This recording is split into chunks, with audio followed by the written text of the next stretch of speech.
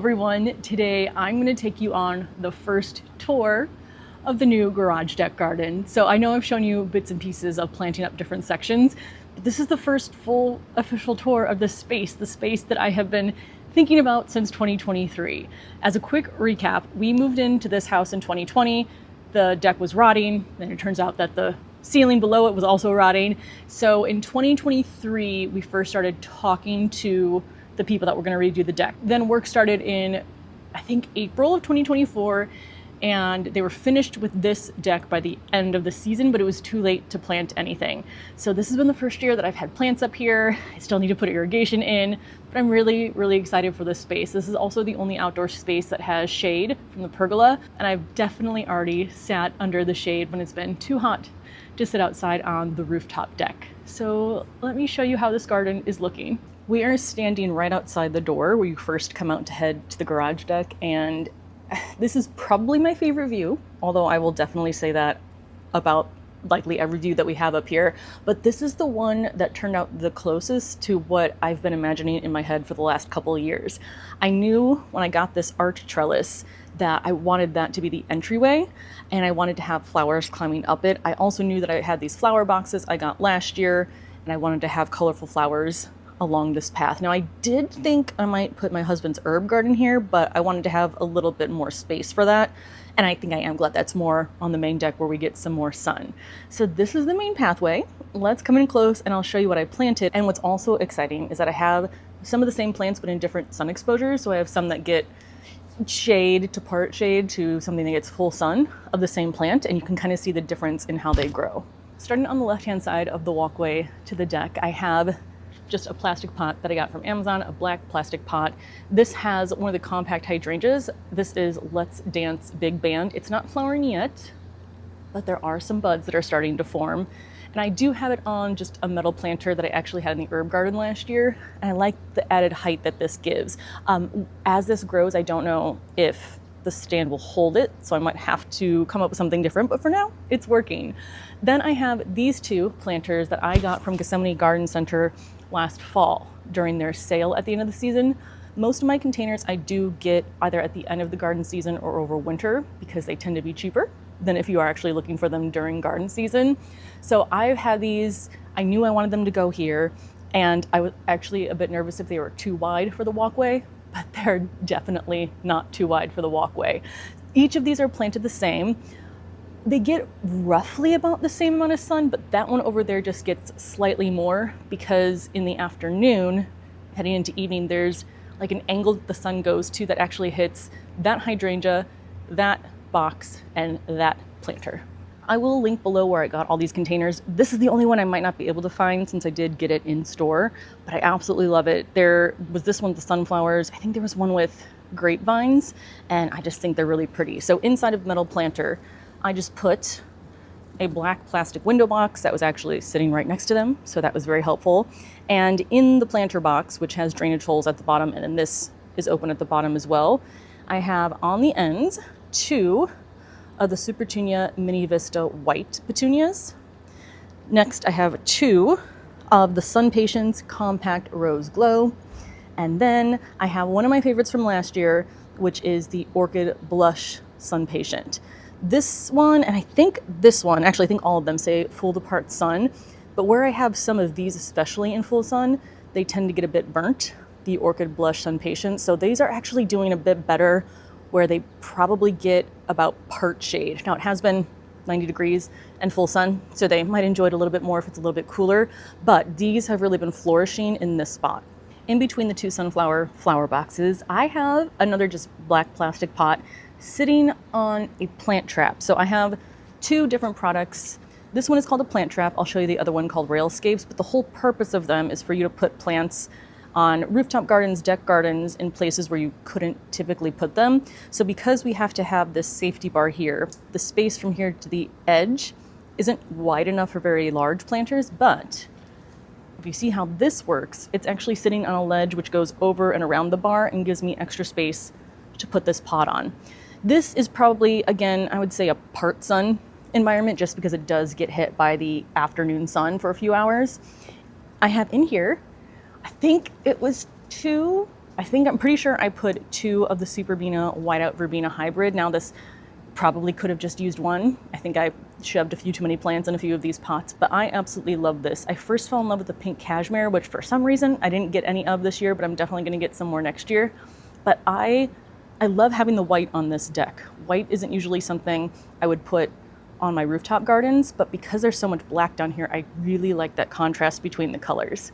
And then I have what is probably the plant I have the most of up here. I put in here 2 of the Coconut Appeal Black-Eyed Susan vines. Now, my plan is that these will start to wrap around the railing. They're not doing a great job of staying there. I'll show you places where they are doing a great job of clinging on, but I have been using masking tape on some upstairs, so I might just start using masking tape to hold it in place and twist it around until it starts climbing on its own.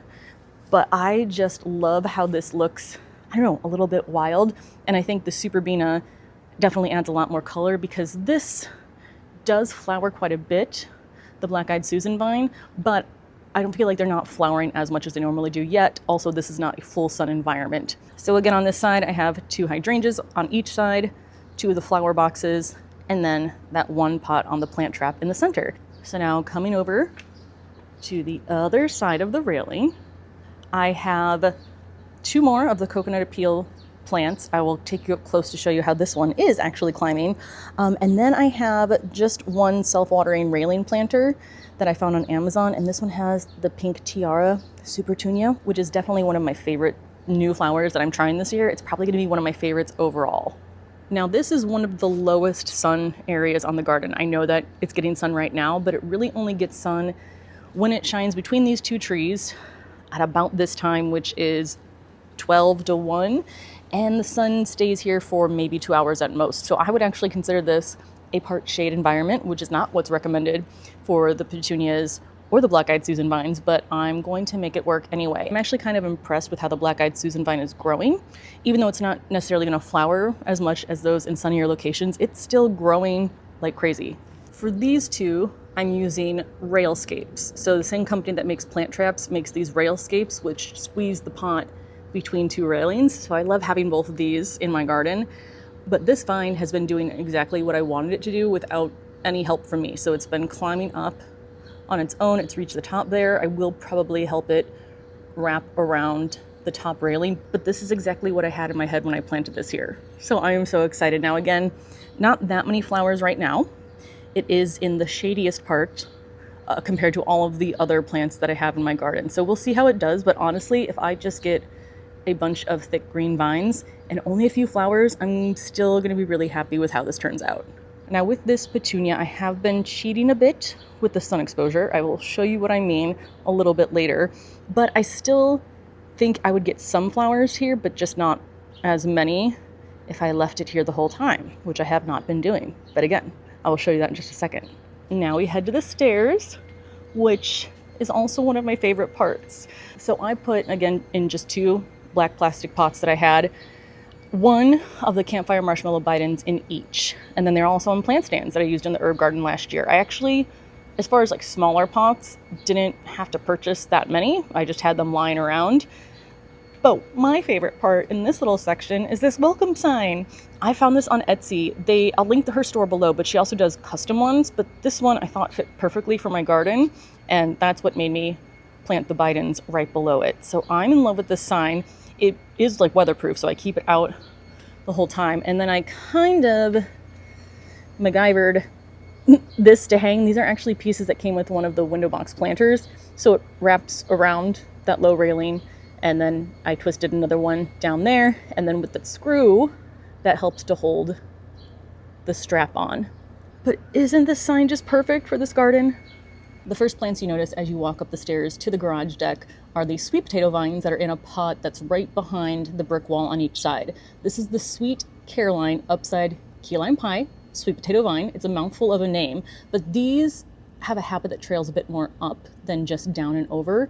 I do think they will probably try to grow together. They are quite aggressive, so I'm just going to keep pruning them in order to keep the walkway open. I did put some other plants in these pots, but they're kind of getting taken over. Well, 2 of them are. I put in here the Supertunia Vista Cool Jazz, which is new for 2026. it's there, it's in the shade. I probably won't be able to see it in a little bit as the sweet potato vine continues to grow. This is the same pot from another angle. So again, both of these are planted up the exact same way on either side of the entryway. So we have the sweet potato vine, and then we do have a pufferfish hydrangea, which is just starting to bloom. So those at least seem to be growing together, not taking over one another. But yeah, I think I probably didn't need to put the petunias in there as well. And then above it in this railing planter, I just have more of the Supertunia Mini Vista White. Now, I know I said my favorite view was the one when you come onto the walkway, but this is also my favorite view, basically the other side of the arch. So this arch is the Titan Arch from Gardener's Supply. I got this, I believe, in winter of 2023, and was planning to put it on the rooftop deck, which I'm glad I didn't, because that would definitely fly away. But here the wind isn't bad because this deck is surrounded by the taller buildings, so I don't have much of an issue with wind. And then each end of the arch is inside of a Deck planter. I took the insert out. The insert is actually the square pot that is growing the sweet potato vine. So all of this pot is filled with dirt. And the reason I did that was to secure the arch. So I made sure to find pots that were wide enough to fit the arch, filled it with dirt. And again, I had absolutely no issues with the wind or it not being sturdy and stable. I do have the pots, like I have almost everything up here on wheels so that in the winter I can move it to try to save the roses that are in the pot. But let me take you up close now and I will show you what is growing. And again, it's the same plantings on each side of the arch. First off, I have roses. This is the white Eden Climber rose from Heirloom Roses, and it's doing exactly what I wanted. I wasn't sure how much it would grow in the first year, how many flowers I would get, but it is flowering and it's probably at least tripled in size since I planted her back in April. I also have in here more of the Coconut Appeal Black-Eyed Susan vine. These do get full sun. I think you can see the difference in the growth. It's not flowering a lot right now, but it has in the last few days. So I think we might just be seeing an on and off flowering cycle. But I'm not 100% sure if planting these together was the best idea because it is kind of hard to tell where the rose is with the Black-Eyed Susan vine climbing over everything. But this one's also doing what I wanted it to do on its own. It's wrapping around the trellis and heading up. I do sometimes maybe have to take a strand that's trying to grow somewhere else and like put it back up. But for the most part, it's growing exactly where I wanted it. And then in the back there, I have more of the pink tiara Supertunias. I also have a cosmos, but I think I'll take you to the other side of the other pot because it's a little bit easier to see. In the center of each of those planters, I did put one of the white fizz cosmos. They're just about to bloom. I see at least 3 buds on the top of this one. This one, well, I think they both get about the same amount of sun. This one gets more of the morning full sun, and then the other side gets more afternoon full sun, but these definitely get full sun on this part of the deck. I started the cosmos inside, I think either late March or early April, so these were seeds that I started. I think the rest that I've shown you so far has been plants that I got sent from Proven Winners. Yeah, I think most of the things I started from seed are actually upstairs, which we will be touring that in the next video.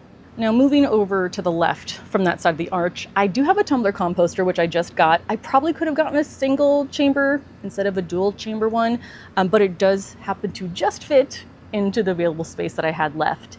Behind it are 3 black window boxes. I have that whole video showing how I put it together, so I will link that below, as well as all of the individual planting videos I have of these different sections, but I'll take you up close to see how it's doing in just a second. And then in front of that, I have my very recently planted herb garden from my husband. I'm still looking for basil, and yes, I did tell him that people think he should include more herbs, but it's also not my herb garden, so I'm trying not to have any control over it.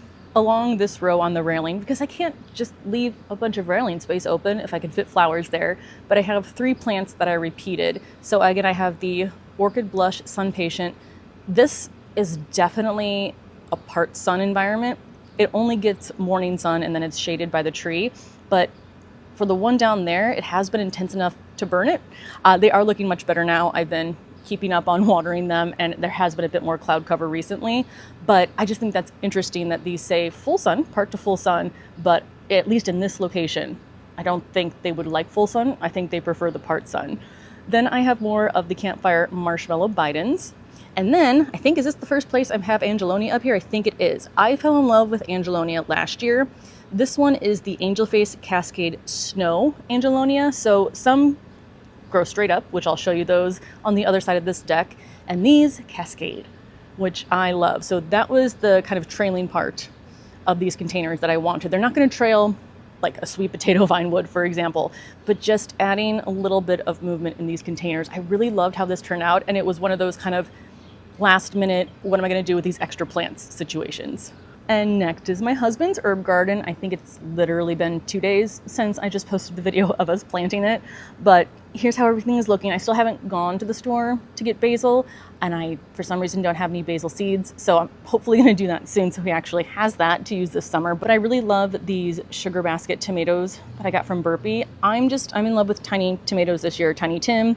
These, if you have a smaller space, even though I think with indeterminate tomatoes, you can train them very vertically and still fit them in a small space, but these are cute and they do produce at least a good amount for their size.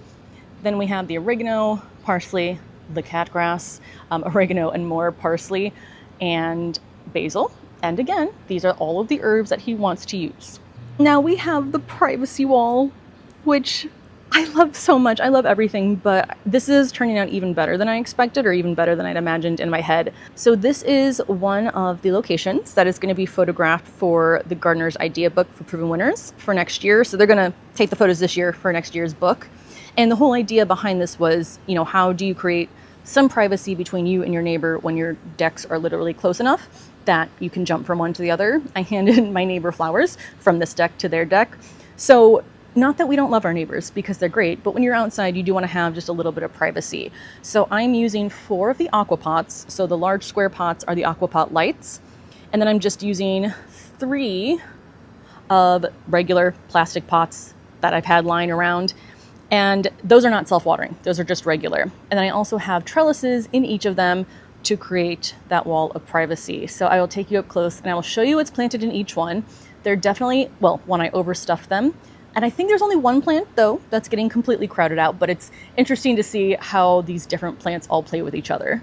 Coming in a bit closer, let's start with what's actually growing up the trellis in the aqua pot, which is, surprise, surprise, the coconut appeal black-eyed Susan vine. Now, these do get full sun. They get the first morning sun that hits the deck till probably about 5 p.m. So yeah, I think we must be just missing their peak blooming cycle because this one does get a lot of sun and has a lot more blooms to show for it. On the trellis over here, I have the same exact sweet potato vine that is in the pots at the front of the archway, and that's the only thing that's in the regular plastic pot. Now let me show you what is growing in the pot. So all of these, they're in the same pot as the black-eyed Susan vine, but they're either in front of or next to. First in the middle, we have the Super Tunia Mini Vista White, which I think is doing a pretty good job of keeping up with the other plants. Over here, we have the Sweet Caroline Medusa Green Sweet Potato Vine. This does mound more than it climbs, and I really like how that looks in this container. I was never a huge sweet potato vine person, but I really, really love both the look and the growth habit. I do have in here some of the campfire marshmallow Bidens, which they're still poking through, so I think that's great. And then the dark colored foliage on either side, that is the Plum Dandy Alternanthera. Now there is one more plant in here, Diamond Snow Euphorbia, but she's getting covered. So I don't know if she is going to somehow make her way out from between the plants, but that is probably a plant I could have left out. I do have one more pot in this section, and that is just another black pot sitting on a plant trap, like the one that I have on the walkway. I have 2, I believe, of the Coconut Appeal Black-Eyed Susan vines in the 12-inch diameter pot, and my goal is to get it to wrap around the railing. Now I do think I have to guide this one, I have to guide the one that's on the walkway, but I think that's going to be really pretty. And what I wasn't expecting, I expected the plants all in the same pot to grow together, but I just didn't think about the pots all growing together with each other. So if this somehow just creates one giant plant wall and you can't even really tell where the pots are, oh, that's going to make me so happy. This turned out even more beautiful than I had imagined, and this is probably the planting style that's most different from what I normally do. So seeing this come together and loving it so much makes me so happy. Right now I'm back standing under the arch showing you the view that you get when you walk right through. So the privacy wall is over that direction. All of our furniture is from West Elm. I can't remember the name of the specific type of furniture, but I'll link that down below. And then we have the table where we will sit and eat, the couch, which I have already sat on multiple times, a couple plants in pots that I'll take you up close, our back border here, and then a self-watering pot right there. Now I'm going to tell you what I meant earlier by I'm kind of cheating with sun exposure on the petunia that's on the walkway. There are 3 boxes here. 2 of them have the Supertunia pink tiara. 1 of them has a Silver Falls dichondra back there. And I'm putting them on this part of the table for now. This is where they've been sitting because they get a lot more sun here. Where they would normally go is up here in those 3 boxes to cascade down the wall. However, because they don't get as much sun here, and we have our garden walk in a couple weeks, I want to get these to have as much growth as possible just to make them look a little bit better and fuller. But after our garden walk, once I put them back up there, they do still get a little bit of sun as it shines through, but not as much as they are getting right here. So that is how I am cheating a little bit with some of these plants that aren't quite getting the amount of sun that they would prefer. Now this pot was again one of those last minute, I have these plants, where am I going to put them pots, and I actually love it the most. I'll take you up close in just a second, but it's in a round pot, of course on wheels. Wheels come separately from everything else, but it's in a round pot, and I really like this shape. And then inside of it, I just did a mix of white plants. So I have some Diamond Frost Euphorbia, which is not getting taken over by all of the other plants. And then I have the Superbena Whiteout. And then in the middle, I also have the Fairy Trail Bride Hydrangea just starting to bloom in this container. But I love how all of those look together. I love how they're growing together. It doesn't feel like one is taking over the other. Here's a close-up of this pot. And I am glad I love it so much because it was the most expensive pot I've ever purchased from Amazon. But there's something about this shape, this more modern shape on this deck that really goes well together. I do also have some singular hydrangeas in pots. This ceramic pot I had upstairs, but I feel like it just fits the color scheme down here. I've forgotten which compact hydrangea this is. Maybe it's Skyview, but I did not label this one, which I told myself I would label all my plants this year, and I definitely did not. This is a vase that I got from the Andersonville Galleria. Again, I think the colors just work out here, so I'm going to cut some flowers once I have more cut flowers and put them in here. And then I have another hydrangea. This is a mountain hydrangea. This is Top Fun. And this is, well, it is pink and it has more of those lacy hydrangea caps as well that I'm really, really loving. So just one hydrangea right here in this pot. Now I'm going to take you over to the back border, but here is a look at all of it together. I think most of the annuals are blooming currently.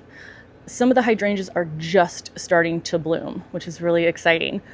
The different types of pots are all planted the same. So the ones in the corner are planted the same. The larger rectangular ones are planted the same. The square ones in between the rectangular ones are planted the same. So I'll take you up close on a few of those to show you what I've planted. But I like how this has all come together.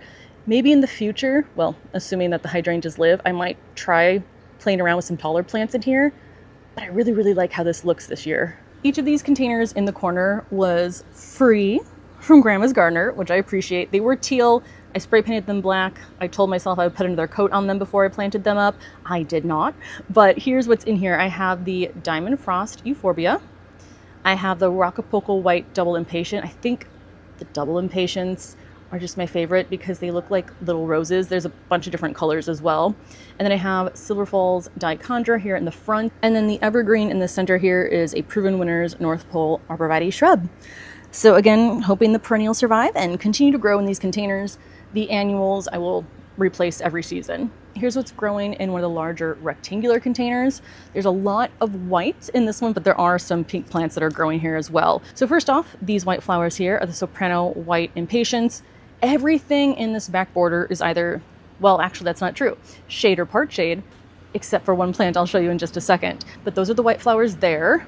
These pink flowers aren't blooming right now, but they will be soon. These are the Rockapulco Rose Impatiens. Also has that rose-shaped flower, and I love it so much. This is probably my favorite one also, just because of the color. And then in the center here, I do have what is a very light pink Rockapulco Apple Blossom.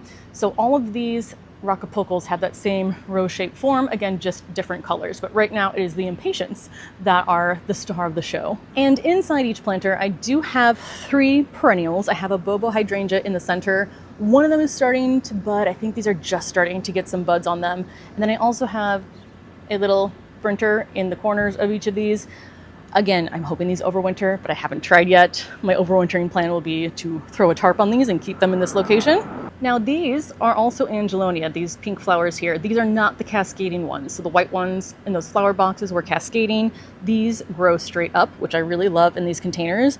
These are also full sun. I don't even think they say part sun. They say full sun, but they're doing great here. I mean, there are slats in the pergola, so they get a little bit of sun, but nothing that I would say counts as anywhere near full sun. But they're doing great. Maybe they'd have some more flowers if they got more sun, but they have enough pink for me.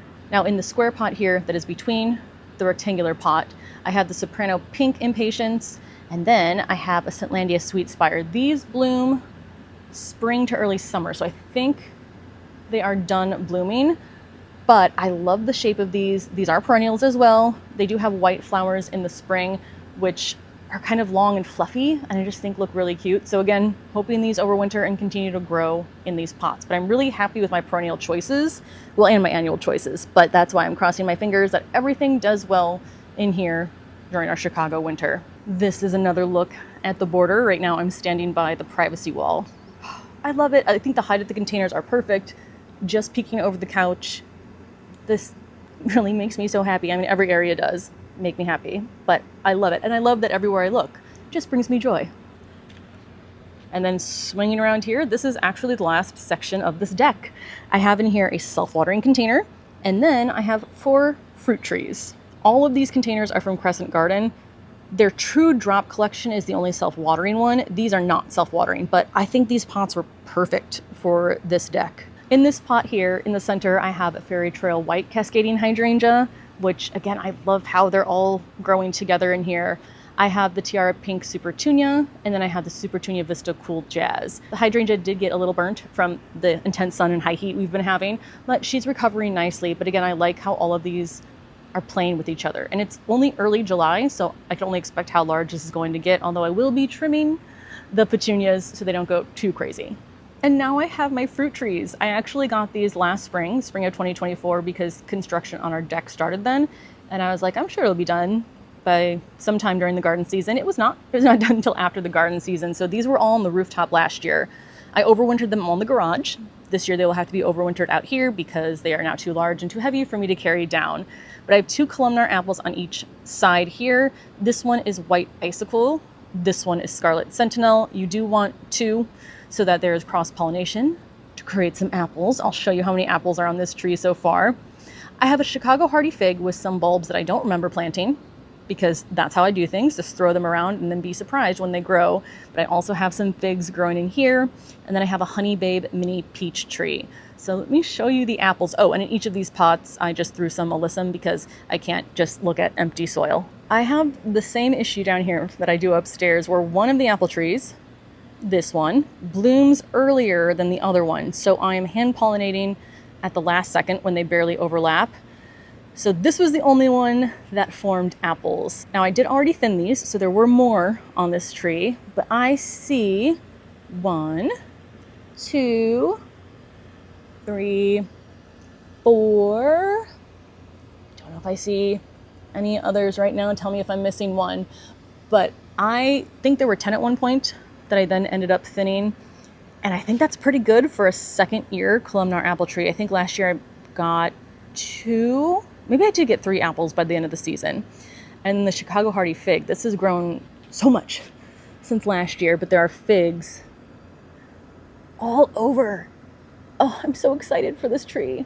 Let me do one last sweep of the garden, because that is everything that I have planted out here. So that is my garage deck garden. I am so excited, and it's definitely a completely different feel for me. The rooftop decks are more about cutting and harvesting, but also looking pretty, whereas this one's much more just formal, and I'm not really harvesting anything except maybe some fruit and my husband some herbs. But I'm just so excited to be able to have this space and spend time out here as long as the Chicago weather will allow me. So thank you so much for watching. Let me know if you have any questions, and I will see you in the next video when I think we'll be touring the rooftop decks for July.